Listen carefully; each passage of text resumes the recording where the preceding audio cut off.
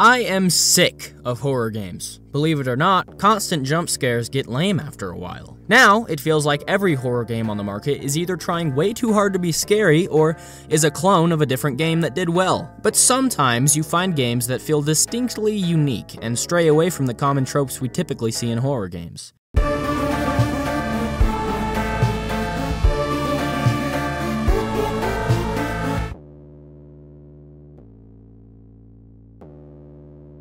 Squirrel Stapler is among my favorite horror games ever. It was made by the same feller who made Iron Lung, so that means it's already destined to be amazing. We start out by waking up in our cabin in the woods. The game explains that this rotting body nailed to the wall is the player character's beloved, who has been made ugly by the flies.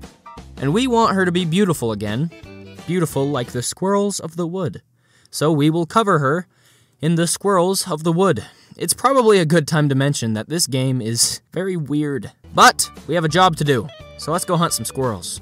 A massive reason why this game is so amazing is the way it perfectly captures the vibe of a retro hunting game. It reminds me of a game I used to play with my cousin on the GameCube, Cabela's Dangerous Hunts 2.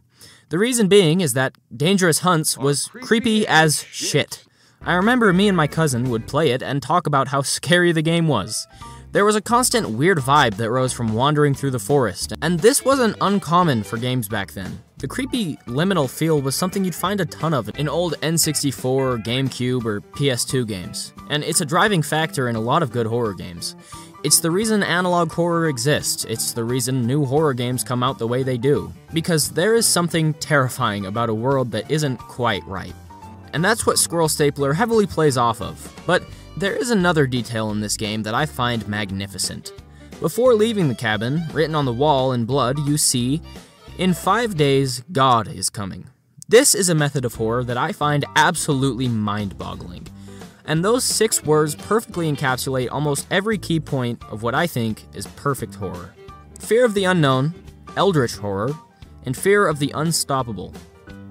The fear of the unknown comes from the fact that you don't really know what God is in this scenario, though the fact that God is capitalized implies that it is being used literally. This God is a being that is beyond your level of capability, and that's the same reason it managed to capitalize off of eldritch horror. Whatever God is something you can't currently comprehend. In 5 days is also a terrifying prospect. It plays off of the fear of the unstoppable because there is nothing you can do to stop those 5 days from going by. And there is nothing you can do to prepare for it either. You can't run, there's nowhere to go. The map is relatively small and keeps you boxed in. The only thing you can do is just to keep stapling squirrels. And that you do. For 4 days you kill squirrels and staple them to your beloved. Occasionally there's a squirrel bear that shows up or a squirrel ghost that you'll need to fight off. There's a lot of squirrels in this game. You also find notes left on the ground. Some of these letters share cool squirrel facts, and some share interesting stories, which I won't go into detail about because I don't care that much. But on the 5th day, everything is the same, mostly. I really like that the atmosphere remains the same as before. In a lot of games, you'll see the atmosphere change to try and add a spooky effect, but here, it remains the same, which is even scarier. It maintains the mystique of what's going on here. However, one thing does change, and it's the letters you'll find on the ground, which are now detailing spooky, scary things about squirrels. But finally, after reaching your daily squirrel quota, a countdown appears, and you must prepare to meet God. This plays further into the point that you have no clue what God is, and because there still isn't a real way to prepare to meet God, the fact that you're told to prepare implies that something out of your control is going to happen. For 2 minutes, as you venture back to your cabin, the world remains largely the same. But as the timer starts to get lower, the voices start to sing. And when the time is up, the voices sing louder.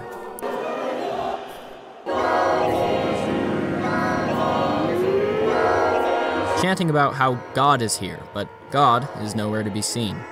The game won't give you the decency of telling you exactly when you'll meet God, but after looking around for a moment,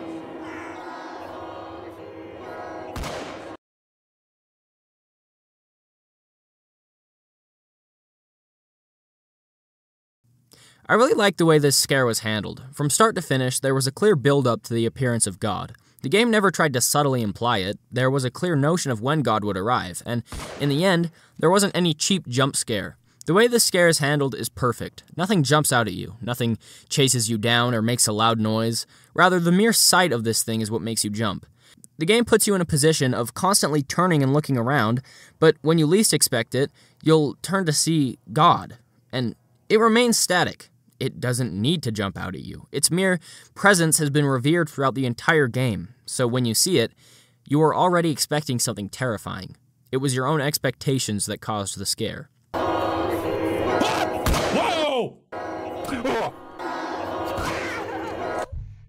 I'm gonna be real with you. I'll be real with you. I've played this before. I played it all before, but we're gonna pretend that this is the first time, like Markiplier, right? Okay. Oh, what's over here? And the countdown is perfect. There's nothing you can do to stop it, and there's nothing you can do to prepare either. I've always had this weird primal fear of countdowns. When I was younger, I played a game called Dungeon Defenders. It's a tower defense game where you protect a magic crystal from hordes of goblins and elves and stuff. But whenever it was time for a boss to arrive, there would be a 15-second countdown. There wasn't anything to do during the countdown either. You likely already had your defenses prepared, so you just had to sit through this countdown in almost complete silence until the boss arrived. And this would scare the piss out of me when I was a wee lad, and continues to scare a little bit of piss out of me to this day. The next game I'm going to talk about is called The Salvation Project. This is my favorite game in the world, and I need it because I love it. We start out with a jolly song fading in, along with a cute little Kermit the Frog guy named Seth. Ladies and gentlemen, welcome. My name is Seth, and today's public service announcement is dedicated to your fears. This program is brought to you by The Salvation Project. And what fear are we going to be discussing today? Spiders! That's right. Satanism! Oh. Seth explains how Satanism is a growing threat in our community, and that we must locate and destroy all satanic objects within our home. Karen, the player character, determines that her son has satanic objects in his room, so we embark on a quest to destroy them. But before we do, Seth reminds us, be careful, because if you don't care, they will. Which is among my favorite lines in any horror game ever. I really like the way that the background music goes away upon leaving the living room. The background music, while still slightly eerie, is still soothing and implies safety. So when it disappears completely upon leaving the living room, it alienates the rest of the house and creates a sense that everywhere but the living room, where the Salvation Project broadcast is unsafe. We enter our son's bedroom, identify the satanic objects, and make our way to the garage to burn them. We return to the living room and begin watching the news before falling asleep. We wake up to Seth on the TV giving us another Salvation Project broadcast. Ladies and gentlemen, welcome! Something of note here is that the background music has slightly changed. Now, along with the original music, there's an angelic tone playing in the background. My name is Seth, and today's public service announcement is dedicated to energy consumption. So, as we previously stated, energy consumption is an extremely important issue. However, sometimes we have to ignore it to protect ourselves from the evils of the world. As you all know, Satanism has started to rapidly grow in our communities. The devil comes at the devil's hour, and Seth wants us to be protected during the devil's hour. 8 p.m.? And they discovered that by using science, so it must be right. I better hurry up and turn on all of the lights in my house before 8. After turning on all of the lights, the power goes out, so we must venture to the garage to turn them back on, but not before seeing a spooky demon.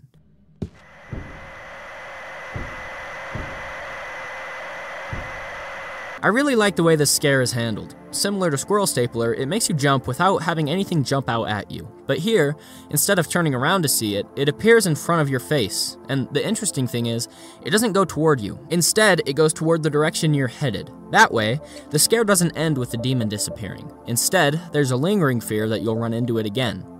Then, after turning all of the lights back on, we get to see what is my favorite scare in any horror game ever. Seth appears in your living room. He sits patiently on the table, remaining static and lifeless. There is no more calming background music. Now, it's just the silence and the clock ticking in the background. Well, hello there, missus. I believe you found yourself in a bit of a situation. Missus, this is an emergency. And a big one, I might say. I came here to help you get rid of the demons in your home. I see you've been watching my programs and following them. Seth explains that you are in danger and that Satan is nearing your home. Seth then instructs you to go to sleep. After doing so, we see another broadcast from Seth, but this time, things are different. The background music has become even more intense, and Seth has become even more irate. Welcome, everyone! My name is Seth, and today's public service announcement is dedicated to the signs of Satan in your house. This program is brought to you by the Salvation Project. As you should know, the devil is coming, and we should all be protecting ourselves and our loved ones from the devil. Check your windows! Check your windows! Board them up! Board them up! Satan shall not pass! Check your crosses! Make sure they are not inverted! Check your mirrors! Cover them up! Be careful, because if you don't care, they will. This was a Salvation Project program. Until next time, Seth out!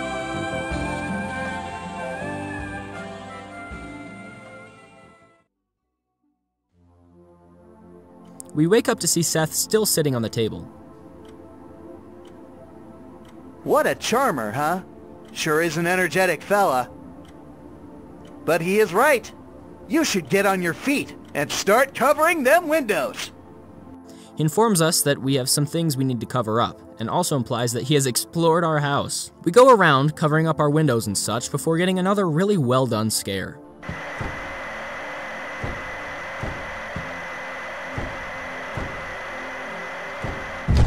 We finish covering all the windows before going back to the living room to see Seth. Seth starts to be a little bit insensitive. I am not insensitive. I'm just doing my job. And my job is to keep you safe. Mrs., you should not anger the one who gives you salvation. Okay, man. Sorry. You look tired. You should go to sleep. Now we get to see the final Salvation Project program, and Seth is no longer speaking to the public. Now, he speaks directly to Karen. Hey there, Mrs. I see you're back again for the Daily Wisdom. You are under attack. Your life is under attack. Your soul is under attack. We have to go for the nuclear option. You have to call for help. Luckily, our manager knows the correct ritual to summon a guardian angel for your home. Do it! Now! Do it! Now!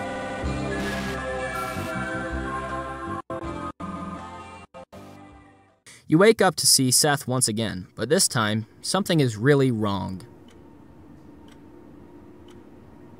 Focus now.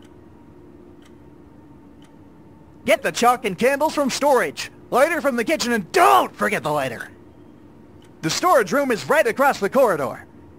Then, and only then, get back to me, and we'll begin the ritual. We go to collect the things, and after doing so... That's it! Now draw the sacred pentagram, and place the candles on the edges of the Forsaken Star. The Lord demands it! The Lord is coming!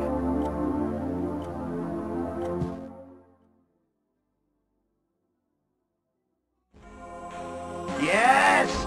Yes! Now the time has come! Your soul will be ours! The Salvation Project, it is finally completed! The Hollow Star has awakened, and you were its originator! Perish, you naive wench, and succumb to the will of our Dark Lord!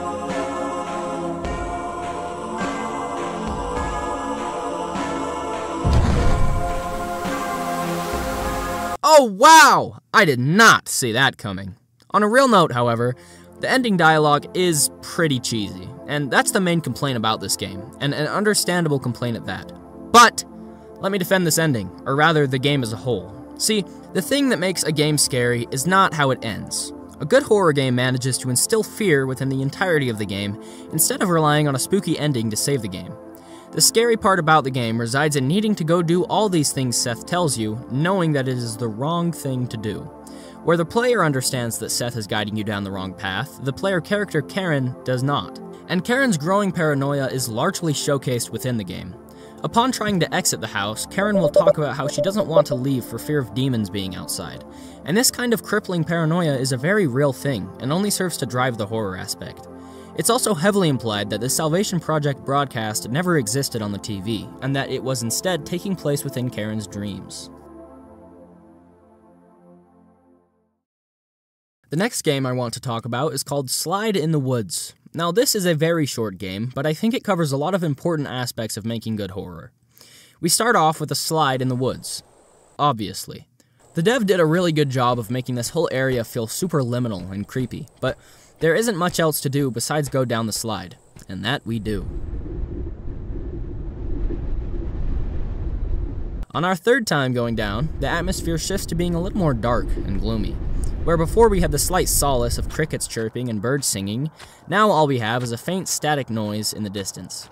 After going down the slide again, we see that the world is completely dark, and all that's left to see is the tree's silhouette and a glowing object on the ground.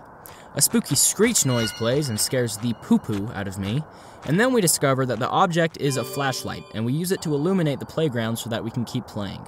And somehow, having the flashlight looks even scarier than not having it. But with nothing else to do, we keep going down the slide. This time, there's another object on top of the playground. It's a news report discussing a disappearing people case. Apparently, people keep disappearing into thin air from a local playground. This time, after going down the slide, a banging noise can be heard from within the slide, which wouldn't make any sense because we just went down it and nothing was in it. Now, once again, we go through the slide, if you can believe it, and nothing happens, so we go down it again, and hear that same banging noise coming from the slide again. We then head to the top to see a strange sight.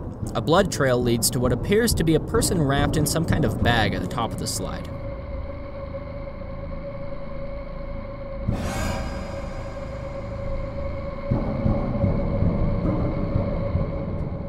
So, we go down the slide again. But this time, we keep going. The slide doesn't end at the bottom, which is another great example of a scare that doesn't jump out at you, but still manages to make your stomach drop a little. What used to be the nostalgic red slide then turns into an old mossy stone tunnel, and when it bottoms out, we are forced to crawl using a janky crawl mechanic that doesn't make a lot of sense now, but will later. This plays heavily on a claustrophobic effect, but that's nothing compared to what's to come. We then find ourselves in a large open space next to a massive staircase. This again captures that eerie liminal feel. Upon climbing the staircase, we're met with a blood-stained altar and a room. Something interesting is that this structure seems to be taking the design of a Mayan temple. Upon entering the room, we're met with a large pulsating object that appears to be a heart of some kind. We break 4 chains surrounding it, and then we are met with a prompt to feed them. And we watch as it lowers into the depths of the temple. Then we start to hear approaching footsteps.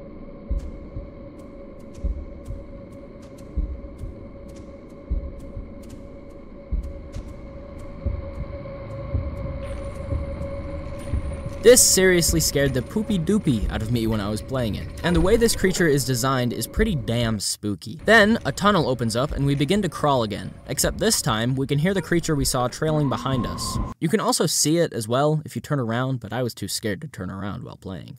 And because of the crawl meter's intentional janky design, there's a constant stress to be correctly crawling.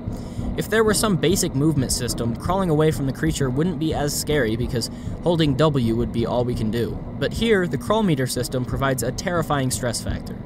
Eventually, the creature stops chasing us, and we end up in the playground once again. Except, there is no playground. End screen! I love the way this game's scares were handled. It played really well off of the inherent fear of being chased.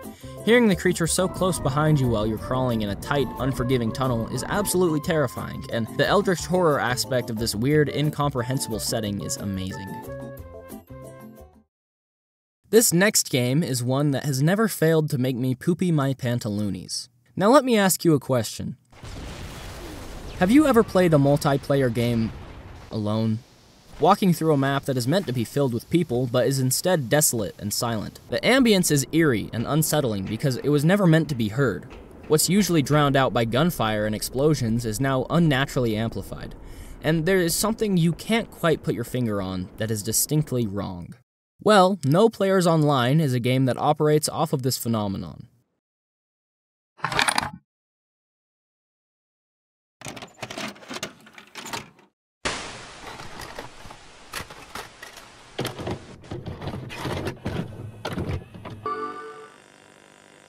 We open with a menu displaying different servers. Upon entering one, we're met with a capture the flag game, a crappy pistol, and a really weird vibe.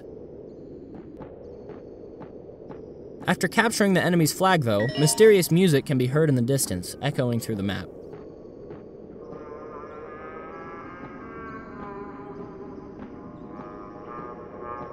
Moving closer, we discover a record player in an isolated section.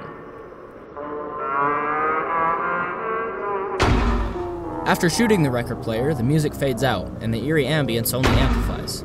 Weirdly enough, as creepy as the music was, the game feels even scarier with its absence. While moving back to the base, an odd silhouette appears in the distance for a moment. After capturing the first flag, we begin moving back to the other flag once again. This time, we can see a red glow emanating from the other team's base.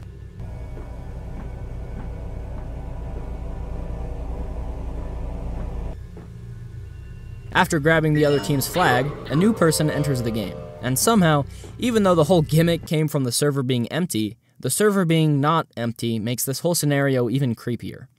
The black silhouette appears once again, just for a moment, and again, and again.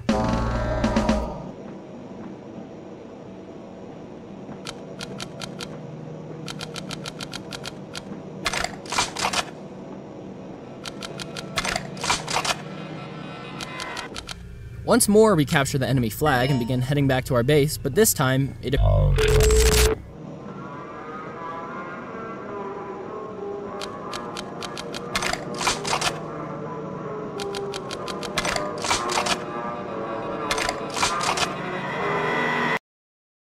There's a lot more to this game after this, but I'll leave that for you to discover. The important part is about how this horror works. Normally, when playing a multiplayer game, the player will focus on almost everything but the map itself. Where a good gun is, where an enemy player is.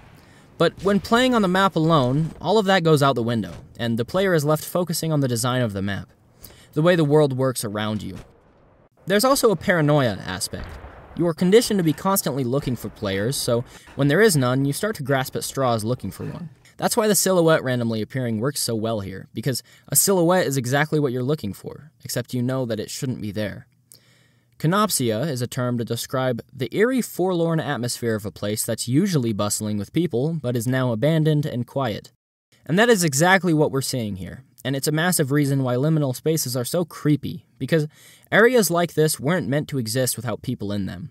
All of this, combined with a retro feel, intentionally creepy ambience, and spooky ghosts, creates an amazing example of psychological horror. Every game I mentioned in this video has a distinct absence of something we see far too much of in horror: jump scares. Games like Five Nights at Freddy's, while still introducing great horror elements, also introduced the overuse of jump scares. Jump scares are a cheap way of scaring someone without needing to use any sort of real horror elements. Most horror games simply rely on overused tropes or cheap jump scares to scare the player, instead of going through the effort to create something new. The fact is, humans are primarily scared of one thing, and that is the fear of the unknown. It's the reason horror games usually aren't scary the second time around, because you know what's going to happen. Psychological horror is a great way to create horror that has far more potential for new ideas than a simple spooky jump scare game. Thank you for watching. I'm going to go remove any signs of Satan from my house. Oh, and one more thing. You need to subscribe to Kill the Leaf, because if you don't care, they will. I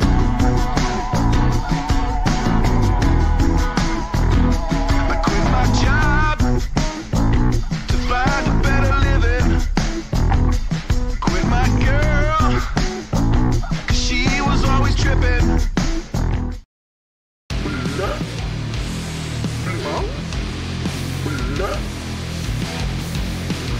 Bong, bong, bong, bong, bong, bong.